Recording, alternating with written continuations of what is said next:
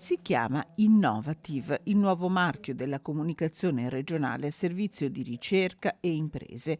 È proprio a partire da qui che il Veneto vuole disegnare il suo nuovo modello di sviluppo, grazie all'interconnessione tra università, centri di ricerca, imprese e regione, appunto, un'unione che ha superato la sfida contro il Covid. Sono stati gli impianti a biogas, da reflui, zootecnici, rifiuti che tornano a essere economicamente rilevanti, il tema del dialogo di apertura ospitato nella cornice della Sala delle Conchiglie di Villa Contarini a Piazzola.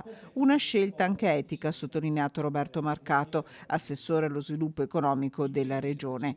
Una comunicazione su due direzioni: da un lato la Regione antenna sul territorio delle richieste delle imprese, dall'altro le imprese stesse che potranno trovare nell'istituzione risposte grazie agli investimenti previsti dal Fondo europeo per lo sviluppo regionale, che mette sul piatto 730 milioni di euro, 180 milioni dei quali dedicati esclusivamente alla ricerca e all'innovazione.